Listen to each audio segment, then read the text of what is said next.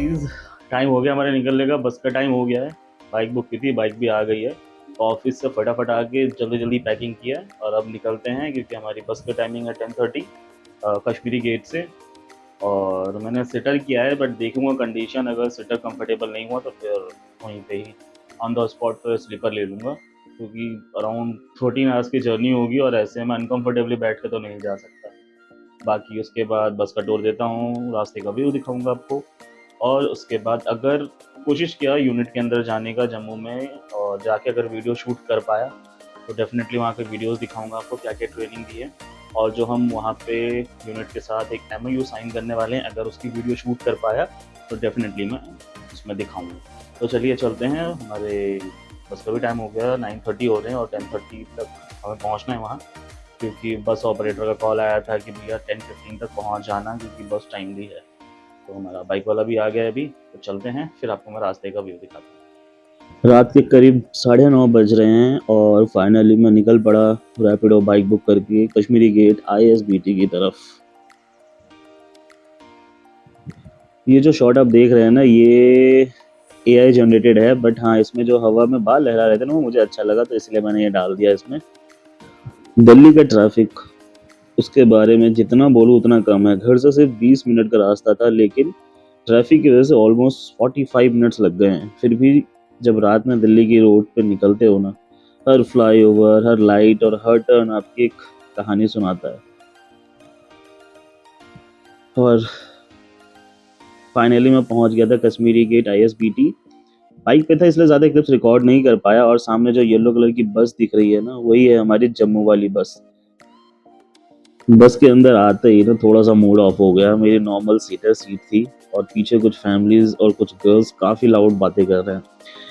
नींद का तो कोई चांस ही नहीं लग रहा है, इसलिए मैंने सोचा चलो स्लीपर अपग्रेड करवा लेते हैं। और थोड़ी देर बाद सीट मिली और स्लीपर में चला गया मैं, और अब जर्नी कंफर्टेबल होने वाली थी। रात के अंधेरे में धीरे धीरे बस कश्मीरी गेट से निकल पड़ी। कश्मीरी गेट ISBT सिर्फ दिल्ली का ही नहीं, नॉर्थ इंडिया के सबसे बड़े बड़े बस टर्मिनल में से एक है। यहीं से रोज हजारों लोग पंजाब, हिमाचल, उत्तराखंड और जम्मू की तरफ अपना सफर शुरू करते हैं। दिल्ली पीछे छूट रही थी और हम नेशनल हाईवे 44 पे आगे बढ़ रहे थे। सबसे पहले हरियाणा आता है, उसके बाद पंजाब और फिर जम्मू। जम्मू का सफर शुरू होता है रात के हाईवे की खामोशी और बस की हल्की सी वाइब्रेशन लॉन्ग जर्नीज को और भी यादगार बना देती है। थोड़ी देर बाद मैं ड्राइवर भैया के पास जाकर बैठ गया। उनसे बात करते करते पता चला कि वो काफ़ी सालों से इसी रूट पे बस चला रहे हैं।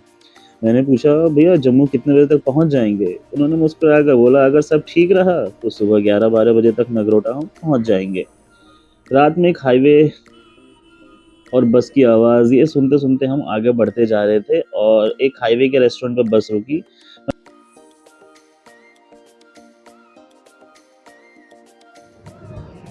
गुड मॉर्निंग गाइस, अभी सुबह के बज रहे हैं 5:30 और रात में मैं थोड़ा जल्दी सो गया था, इसलिए सुबह नींद जल्दी खुल गई है। बट हाँ, रात भर बारिश हो रही है।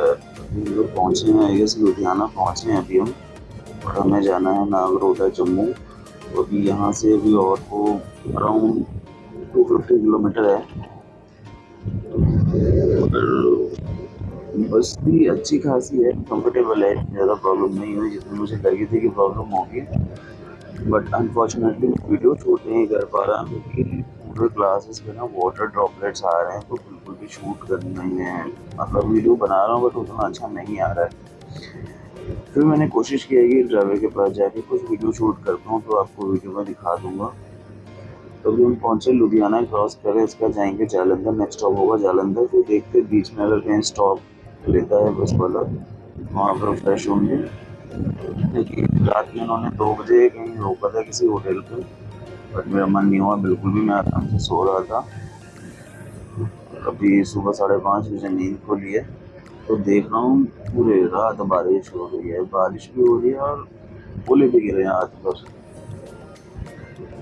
अब देखते हैं, 5 घंटे और लगने चाहिए यहाँ से, लगभग 11 बजे तक हम नागरोटा पहुँच जाएंगे।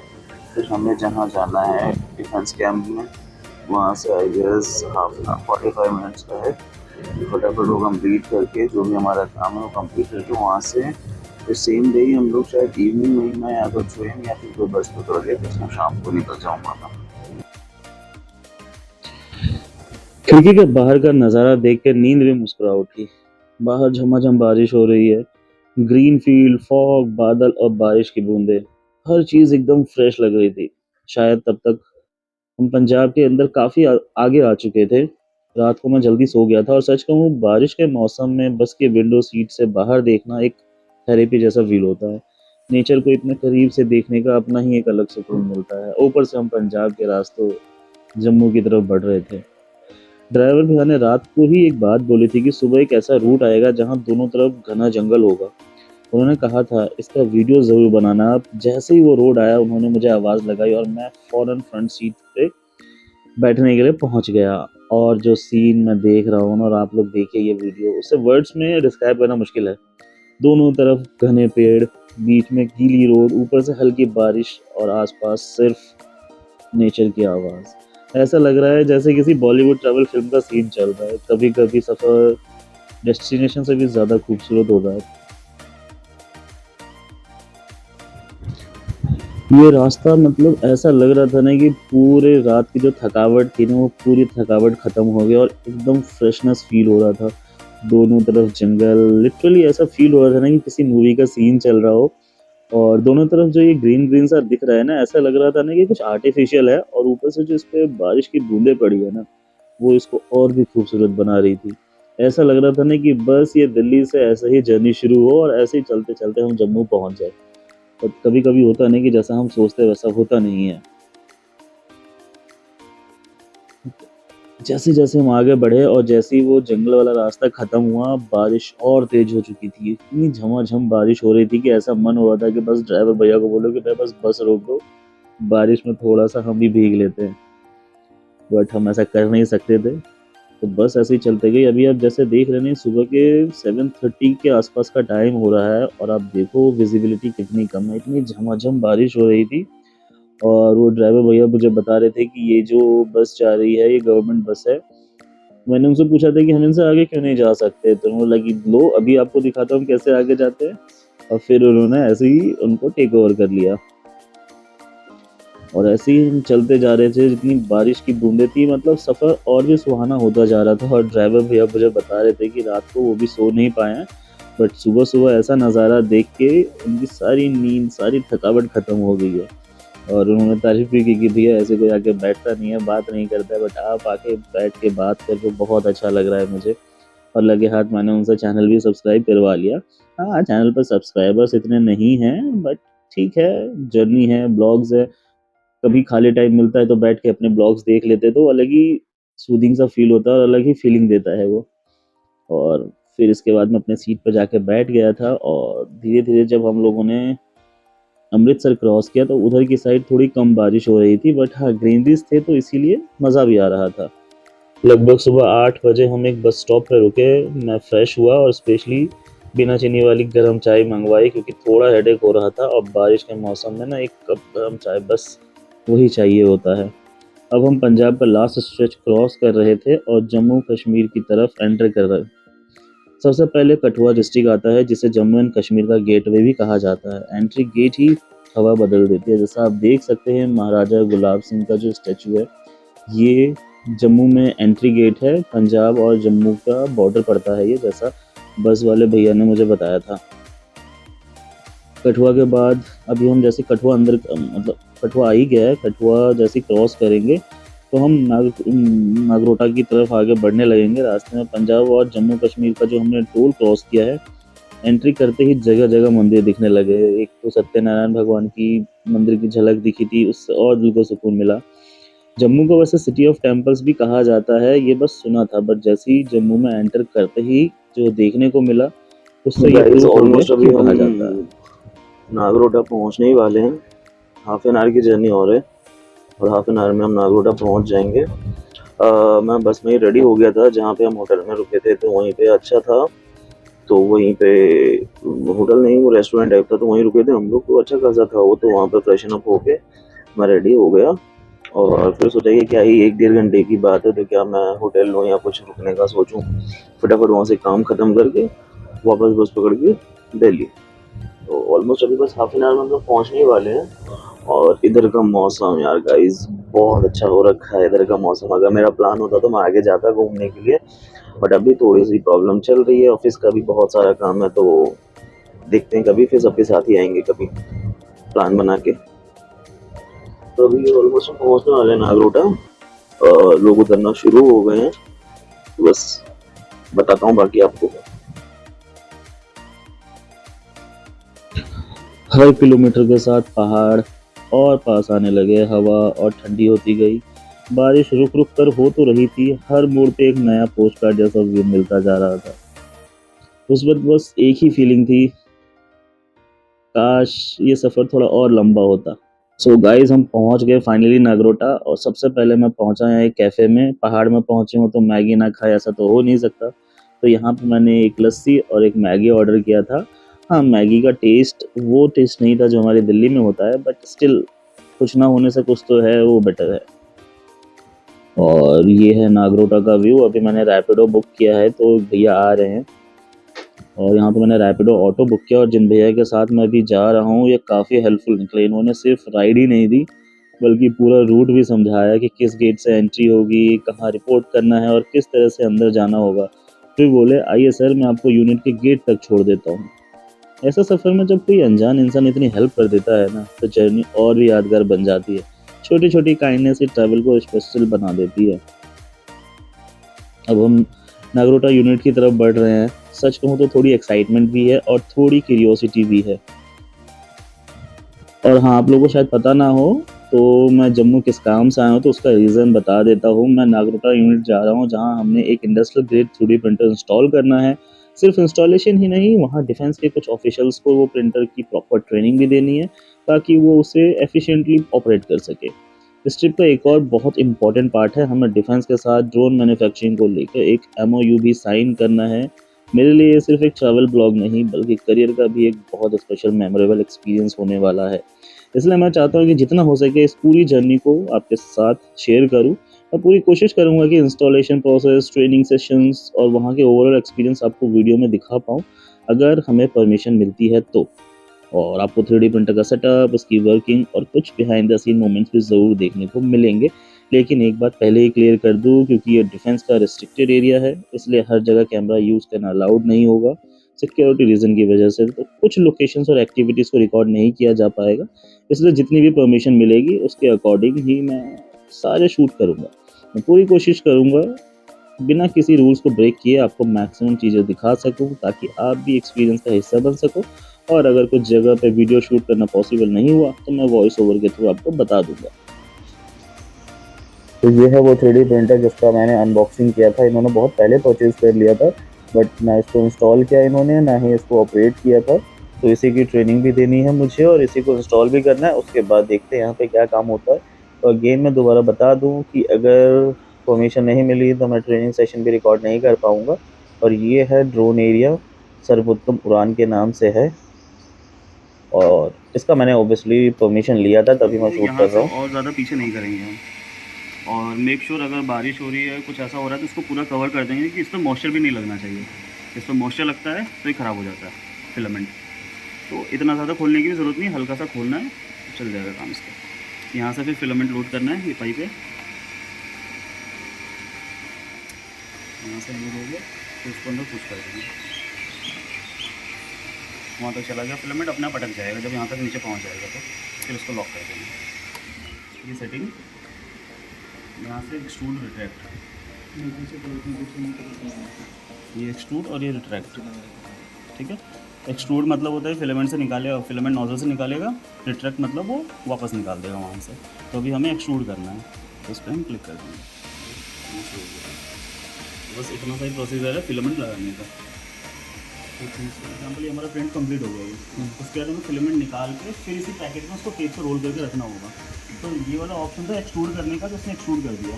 अब इसको पीछे निकालना है हमें, खींच के नहीं निकालना है बिल्कुल भी। खींच के अगर आप निकालोगे तो यहाँ पे अटक जाएगा, फिर ये पूरा खोलना पड़ेगा हमें। तो खींच के नहीं निकालना है, यहाँ से रिट्रैक्ट का बटन प्रेस करेंगे, रिट्रैक्ट करके अपने आप मेल्ट करेगा वो, और फिर बैक फ्लो कर देगा और अपने आप में रोक।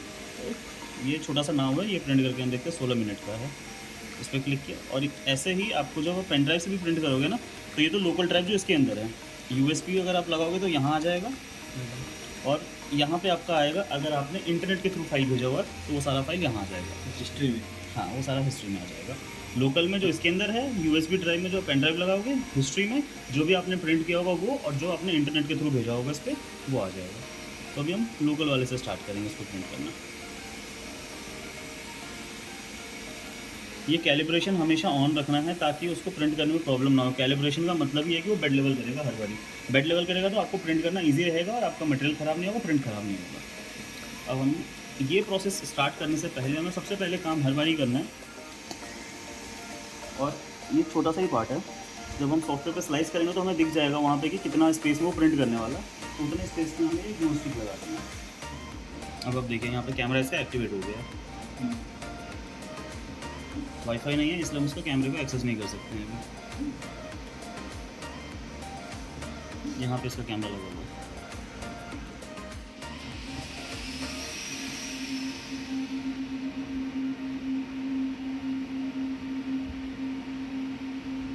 ये आ गया यहाँ पे।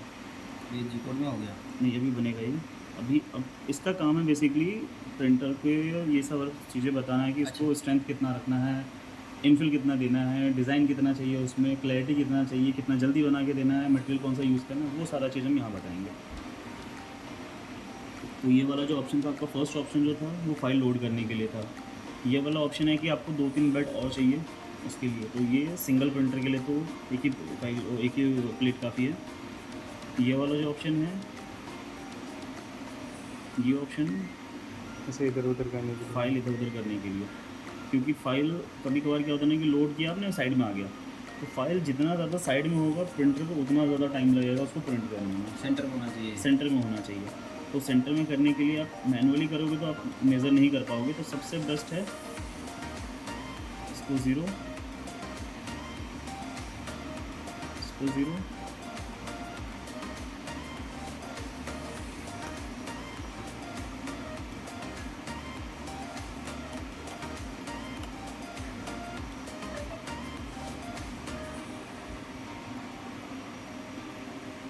उसके बाद ये वाला ऑप्शन है, जिससे आप फाइल को रोटेट कर सकते हो। अब आपको समझाऊंगा, जैसे मान लीजिए कुछ फाइल ऐसी है, जैसे ये वाली फाइल है, ये डिज़ाइन आपका, इसको आपको प्रिंट करना है उस पर। अब वो इसको तो प्रिंट कर लेगा ईजिली, बट जब वो यहाँ आएगा ना तो उसके नीचे वो सपोर्ट लगाएगा। जैसे हमारा छत बनता तो छत के नीचे सपोर्ट लगाते हैं, वैसे इसके नीचे वो सपोर्ट लगाएगा। तो अगर यहाँ पे ये वाली फाइल हमने लोड कर दी, उसने ऐसे लोड किया फाइल और उसके नीचे वो सपोर्ट लगा रहा है, तो सपोर्ट लगाएगा तो एक तो मटेरियल एक्स्ट्रा लेगा, टाइम ज़्यादा लेगा प्रिंट करने में। तो ये रोटेट वाला ऑप्शन हमारा तब काम आएगा जब हम इसको ऐसे रोटेट कर देंगे। ऐसे रोटेट करने में बिना सपोर्ट के जल्दी बना के दे देगा। तो वही हमें यहाँ पे थोड़ा सा दिमाग लगाना है कि हम कहाँ से रोटेट करके उसका सपोर्ट बचा सकते हैं। अब जैसे इस टाइप की फाइल होगी तो इसमें तो कहीं से भी सपोर्ट नहीं बचा सकते हैं, थोड़ा बहुत सपोर्ट लेगा ही लेगा। जैसे गणेश जी का हाथ है, इसके नीचे सपोर्ट आएगा, इसके नीचे सपोर्ट आएगा, यहाँ सपोर्ट आएगा, तो ये सपोर्ट नहीं बचा सकते हैं। तो इसको हम एज इट इज़ छोड़ देंगे, इस पोजीशन में ही अच्छा बनेगा। एक तो ये मैंने बता दिया रोटेट का। एक ऑप्शन आता है ऑटो रोटेट करने का। ऑटो रोटेट पे अब जब लगा दोगे ना तो ये ऑटोमेटिकली ही जहाँ पे कम सपोर्ट रहेगा उधर की साइड घूम जाएगा। हम बेसिकली किस ऑटो रोटेट करते हैं। हाँ एग्जैक्टली। ये वाला ऑप्शन तब काम आता है जब आपने एक साथ यहाँ पे 5-6 फाइल्स लगा रखी है। जैसे यहाँ पे 4-5 गणेशा की फाइल होती है, कुछ टेढ़ा होता है, कुछ इधर होता है, कुछ इधर होता है, तो यहाँ से आप उसको एक साथ अरेंज कर सकते हो, एक प्रोपोर्शनेट स्पेस देखिए कि आप इतने स्पेस में इतना सारा बन जाएगा। यहाँ से आप ये सेलेक्ट कर सकते हो कि इस प्रिंटिंग का फेस किधर की साइड होना चाहिए। जहाँ पे आप क्लिक करोगे उधर की साइड वो रोटेट हो जाएगा। ये मैनुअल था, ये ऑटो था। यहाँ पे आप पोजीशन रोटेट कर सकते हो कि किस पोजीशन में आपको प्रिंट करना है। फॉर एग्जांपल अगर मैंने यहाँ पे क्लिक कर दिया, इस तरफ हो जाएगा।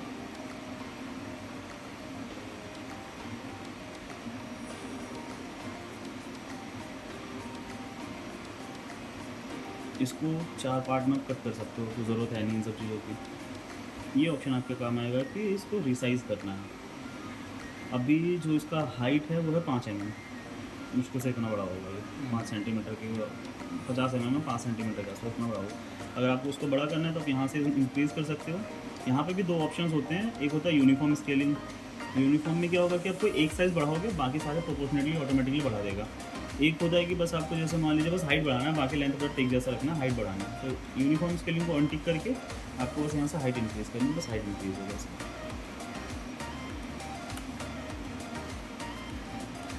विड्थ बढ़ाना है तो ऊपर वाले में। विड्थ बढ़ाना तो ऊपर वाले में।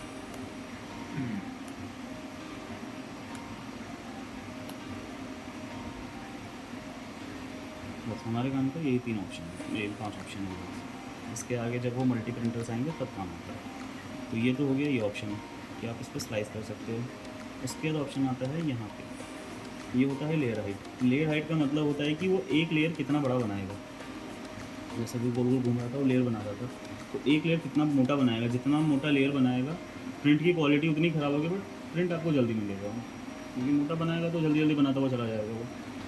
लेयर हाइट जितनी आप कम रखोगे टाइम ज़्यादा लेगा, बट क्वालिटी अच्छी बना के देगा आपको। तो हम मिनिमम 0.1 तक कर सकते हैं। अब 0.1 करेंगे तो टाइम लेगा वो, तो 0.2 पर ठीक ठाक बनता है। उसके बाद ये आता है सीम। सीम क्या होता है कि जैसे वो प्रिंट कर रहा है, ऐसा रोटेट हो रहा है, फिर वो जाके एक पोजीशन पर रुकता है, फिर वो ऊपर उठता है, फिर वो प्रिंट करता है, फिर एक पोजीशन पर रुकता है, फिर वो उठता है। तो जिस पोजीशन पर रुकता है ना, तो वहाँ पे हल्की सी लाइनिंग लाता है वो। तो अब वो आपको यहाँ पे ऑप्शन मिल जाता है कि वो लाइन आपको कहाँ चाहिए, अंदर की साइड चाहिए, बाहर की साइड चाहिए, अलाइन चाहिए, मतलब एक तरफ लाइन होगा या रैंडम कहीं पे भी डॉट डॉट डाल दे। अगर वो रैंडमली कहीं कहीं डालेगा तो पूरा प्रिंट ख़राब लगेगा। अगर एक जगह अलाइन करके डालेगा तो फिर भी दिखाई देगा कि हाँ वो लाइन है। तो हम अलाइन यूज़ करते हैं हमेशा।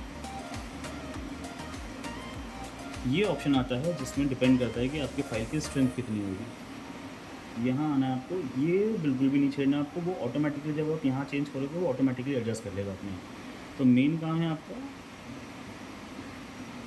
इस वाले एरिया में, ये है इनफिल। इनफिल का मतलब होता है कि वो दो लेयर के बीच में कितना भरेगा। अभी जैसे आपने देखा वो बना रहा था, उसके बीच में उसने क्रिस क्रॉस बनाया है, तो क्रिस क्रॉस का मतलब ये इनफिल। अभी उसमें 15% इनफिल था, उसने इसलिए हल्का क्रिस क्रॉस बनाया। अगर मैंने उसको 25-30% डाला होता तो वो जो बीच में स्क्वायर बने वो और कम हो जाते। वही अगर 100% डाल देता तो स्क्वायर होते नहीं, पूरा भर के जाता उसके अंदर, तो उसको और हैवी बना देता। मटेरियल भी ज़्यादा मटेरियल ज़्यादा लगता है, टाइम ज़्यादा लगता है। तो वैसे ही आपको यहाँ पे भी करना है। अभी वो 15% रहता है, जितना आपको स्ट्रॉन्ग बनाना है, अगर सबसे स्ट्रॉन्ग बनाना है तो उसको 100% कर दीजिए। ये है पैटर्न इनफिल जो क्रिस क्रॉस बना रहा था, वो आप पे डिपेंड करता है। आपको बहुत सारे ऑप्शन है, जो भी आपको चाहिए आप वो यूज़ कर सकते हैं इसमें, बट सबसे स्ट्रॉन्ग ग्रिड वाला ही रहता है इसमें। इंटरनल सॉलिड पैटर्न जो बनाएगा, जो उसके अंदर पैटर्न बनाया था, वो भी आप पे डिपेंड करता है आपको कितना चाहिए, बट ये मोनोटोनिक सबसे बेस्ट रहता है क्योंकि ये स्ट्रेंथ रहता है। इसके बाद ऑप्शन आता है सपोर्ट का। अभी मैंने सपोर्ट इनेबल नहीं कर रखा है, अब यहाँ से आपको सपोर्ट इनेबल करके रखना, हमेशा इनेबल करके रखना है, क्योंकि जहाँ पे भी आपकी फ़ाइल में सपोर्ट की ज़रूरत होगी ऑटोमेटिकली लगा देगा वो। यहाँ पे आता है 4 ऑप्शन। एक आता है नॉर्मल ऑटो सपोर्ट, एक आता है tree auto support. Normal support का क्या मतलब होता है कि जैसे ये वाला फाइल है तो वो नॉर्मल सपोर्ट लगाएगा क्रिस क्रॉस वाला। ट्री वाले में क्या होगा कि उसके मतलब एक ट्री बनाएगा, उसके ब्रांचेस बहुत सारे बना देगा, तो उसमें मटेरियल कम लगता है। तो जहाँ जहाँ उसको चाहिए हो ना ब्रांचेस फैला देगा, वहाँ पर मटेरियल कम लगेगा। बट ट्री वाले में एक डीमेरिट होता है ना कि वो जो उसके बेस की फाइल होगी ना, वो हल्का सा रफ कर देता है। तो अगर आपको ट्री नहीं चाहिए तो आप नॉर्मल ऑटो वाला यूज़ कीजिए, वो अच्छा बना के देगा वो। यहाँ आता है आपका फिलामेंट, बट जब वो मल्टी फिलामेंट यूज़ करोगे तब काम आता है। अभी आपका सिंगल फिलामेंट है तो इसमें ज़रूरत नहीं है। तो 1 2 3 ये 3 ऑप्शन आपके काम के। अब ये सारा हमने इसको बता दिया ये करना। अब यहाँ से हम इसको करेंगे स्लाइस। स्लाइस करने का मतलब है कि पीसेस में बना देगा पार्ट को, तभी वो लेयर बाई लेयर बनाएगा जाकर। तो उसको हम यहाँ से स्लाइस करेंगे, स्लाइस करना स्टार्ट कर देंगे।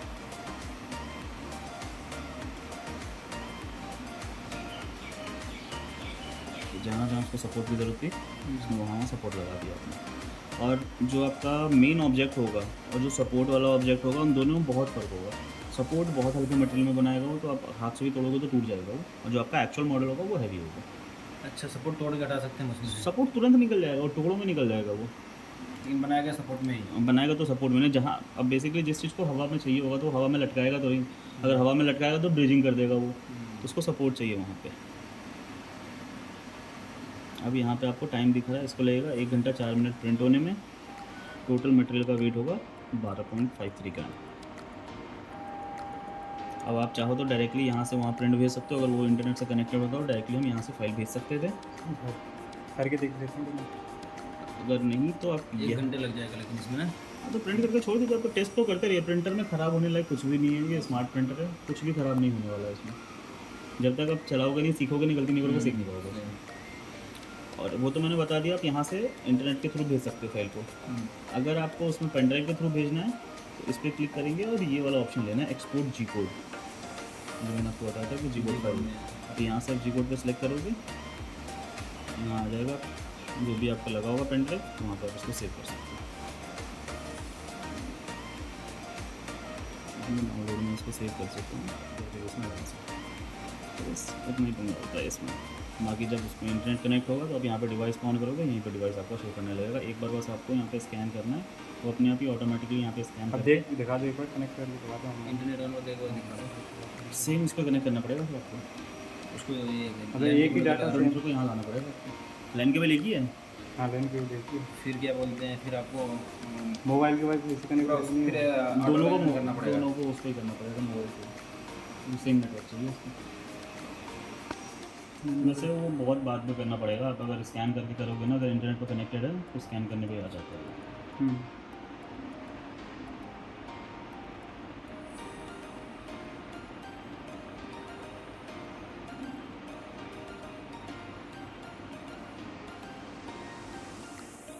सो गाइस फाइनली हमारा काम सक्सेसफुल तरीके से कंप्लीट हो गया। 3D प्रिंटर का इंस्टॉलेशन भी परफेक्टली हो गया और मैं निकल गया यहाँ से। रैपिडो ऑटो बुक किया मैंने और सबसे पहले जम्मू बस स्टैंड की तरफ निकल पड़ा। इस बार मैंने रिटर्न टिकट पहले से बुक नहीं की थी, इसीलिए बस स्टैंड पहुँच कर ही टिकट भी लेनी है और देखना है कि कौन से बस में सबसे ज़्यादा कंफर्टेबल सीट है दिल्ली के लिए। बस देखते हैं आज का सफ़र हमें किस बस के साथ मिलता है। लेकिन सच कहूँ, जम्मू छोड़ने का बिल्कुल मन नहीं कर रहा। रैपिडो ऑटो से जाते हुए जो व्यूज देखने को मिल रहे हैं ना, उन्होंने इस जर्नी को और भी यादगार बना दिए। बहुत ही सूदिंग व्यू था। और ये जो रास्ता देख रहे हैं आप और आपको जो ये नदी दिख रही है ना, ये है तावी रिवर। जम्मू की लाइफलाइन कही जाने वाली ये नदी पूरे शहर को एक अलग ही खूबसूरती देती है। बारिश के बाद इसका पानी और भी ज्यादा फ्रेश और पावरफुल लग रहा है। रिवर के दोनों तरफ हरियाली, दूर नजर आते पहाड़ और ठंडी हवा। बस ऐसा लग रहा था कि वक्त यहीं रुक जाए। बस स्टैंड पहुंचा, अपनी बस देखी, सीट लिया और यहाँ पे मैंने स्लीपर ही लिया क्योंकि मुझे नहीं लग रहा था कि सीट में कंफर्टेबल होगा। और शाम होते होते लगभग 6:30 बजे के आसपास हमारी बस निकली। 6:30 बजे तो नहीं निकली थी, 6:30 का टाइम दिया था, बट 7 बजे के आसपास हमारी बस निकली। और यह है हमारे बस का व्यू। और टिकट थोड़ी सी महंगी लगी मुझे 1800 की, बट ठीक है। और इसी तरीके से हम निकल गए दिल्ली की तरफ। जम्मू को वैसे सिटी ऑफ टेम्पल्स कहा जाता है अगर आपको पता हो, और यहाँ हर कुछ डिस्टेंस पे आपको कोई ना कोई पुराना मंदिर, कोई ना कोई पुराना सा मंदिर दिख ही जाता है। माता वैष्णो देवी के दर्शन के लिए भी लाखों लोग हर साल इसी रूट से गुजरते हैं। इसी वजह से जम्मू सिर्फ एक सिटी नहीं बल्कि आस्था और स्पिरिचुअलिटी का एक बहुत बड़ा सेंटर भी माना जाता है। निकल गए ऐसे ही अपनी बस ट्रैवलिंग, अपने स्लीपर में बैठ के, बॉक्स में बैठ कर निकल पड़े हम दिल्ली की तरफ। ओवरऑल जर्नी बहुत अच्छी रही थी। जिस काम के लिए आए थे वो काम भी बहुत अच्छे तरीके से हुआ और वहाँ जितने लोगों से मिला वो लोग बहुत अच्छे थे, बहुत ही फ्रेंडली लोग थे। मुझे लगा था कि वहाँ थोड़ा सा मुझे अनकंफर्टेबल होगा, बट ऐसा बिल्कुल भी नहीं हुआ।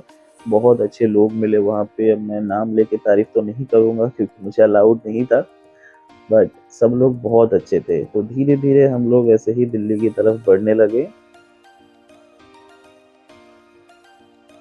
अब आपको मैं जम्मू की हिस्ट्री बताता हूँ, अगर आप लोगों को पता हो हिस्ट्री के बारे में। तो जम्मू का नाम राजा जम्बू लोचन से जोड़ा जाता है। कहा जाता है कि उन्होंने इसी जगह एक शेर और बकरी को एक ही तालाब पर बिना लड़े पानी पीते देखा था। उन्होंने इसे शांति और समृद्धि का भूमि माना था और यही शहर बसा दिया था। चाहे ये कहानी हो या इतिहास, जम्मू की पहचान आज भी उसी मेहमान नवाजी और सुकून से भरी होती है। यहाँ के लोग बिल्कुल वैसे ही हैं, सिंपल, हम्बल और बहुत वेलकमिंग। छोटी सी बात हो या रास्ते का डायरेक्शन, हर कोई हेल्प करने के लिए तैयार मिलता है। शायद इसी वजह से जम्मू जम्मू से ना एक अलग ही कनेक्शन सा फील होने लगता है। अब धीरे धीरे हम जम्मू सिटी को पीछे छोड़ते हुए आगे की तरफ बढ़ रहे हैं। रिटर्न रूट भी इसी नेशनल हाईवे 44 से होगा। सबसे पहले जम्मू से कठुआ, फिर पंजाब के खूबसूरत खेतों के बीच से गुजरते हुए पठानकोट, जालंधर, लुधियाना के आसपास का एरिया, उसके बाद हरियाणा और फिर वापस दिल्ली। जितना कोशिश करूंगा मैं रात को शूट कर पाऊं, बट मुझे नींद आ रही है, मैं सोता हूँ।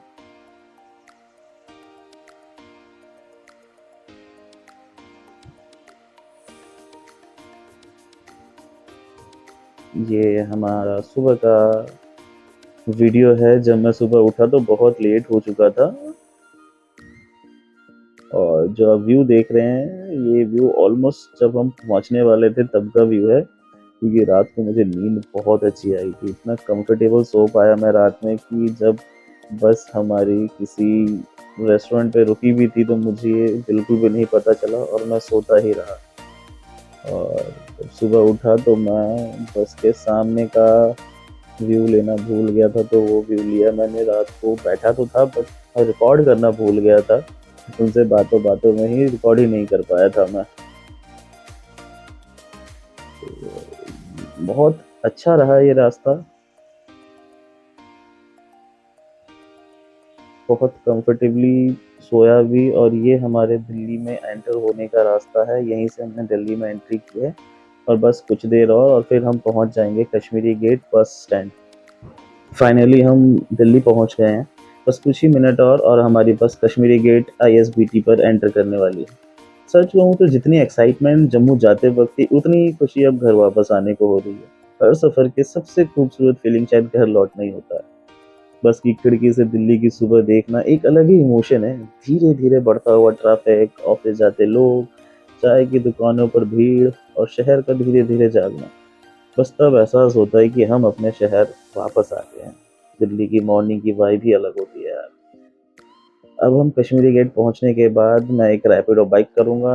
पहले प्लान था कि सीधा ऑफिस चला जाऊं और वहां से काम शुरू कर दूं, लेकिन इतनी लंबी जर्नी के बाद बॉडी को भी थोड़ा ब्रेक देना जरूरी है। इसीलिए पहले घर जाऊंगा, थोड़ा फ्रेश होऊंगा, थोड़ा रेस्ट करूंगा, क्योंकि चाहे स्लीपर बस में कितनी भी देर सो लो, घर वाली नींद और सुकून कहीं और तो नहीं मिल सकती है। और अगर इस पूरी जर्नी की बात करूँ तो सिर्फ इतना ही कहूँगा कि ये ट्रिप मेरे लिए बहुत स्पेशल रही। जिस काम के लिए नागरोटा गए थे वो सक्सेसफुल कंप्लीट हुआ। 3D प्रिंटर इंस्टॉलेशन भी अच्छे से हो गया, ट्रेनिंग सेशन भी स्मूथली कंप्लीट हुए, और जो ऑफिशियल फॉर्मेलिटीज़ थी और पेपर वर्क थे वो भी बिना किसी प्रॉब्लम के कंप्लीट हो गए। तो हम पहुंच गए कश्मीरी गेट बस स्टैंड। ये थी हमारी बस। अब बस को छोड़ते हैं और करते हैं रैपिडो बाइक, और ये हम निकल पड़े अपने घर की तरफ। कभी कभी हम सिर्फ काम के लिए सफ़र शुरू करते हैं, लेकिन रास्ते हमें ज़िंदगी के बहुत सारी खूबसूरत पल दे जाते हैं। शायद इसीलिए कहते हैं डेस्टिनेशन ज़रूरी नहीं होती है, लेकिन उससे भी ज़्यादा खूबसूरत होता है उस तक का सफ़र। अगर आपने इस पूरी जर्नी में मेरा साथ दिया है तो दिल से थैंक यू। आपके सपोर्ट की वजह से ही हर व्लॉग बनाने का मोटिवेशन मिलता है। अगर वीडियो पसंद आई हो तो लाइक ज़रूर करना। मिलते हैं फिर नेक्स्ट व्लॉग में, और चलते हैं अपने घर की तरफ, जहां पहुंचने के लिए बहुत देर से मैं वेट कर रहा हूँ। घर पहुंचूं और थोड़ा रेस्ट करूं। मैं मिलूंगा आपसे एक और नए सफ़र, एक और नए एक्सपीरियंस और एक और नए ऑफिस के ब्लॉग के साथ। तब तक के लिए अपना ख्याल रखिए, ध्यान रखें और ज़िंदगी के हर सफ़र को दिल से एंजॉय कीजिए। मैं हूँ रोशन, और ये थी मेरी दिल्ली से जम्मू और फिर जम्मू से दिल्ली तक की एक यादगार जर्नी। मिलते हैं नेक्स्ट ब्लॉग में। Bye bye. जय श्री राम।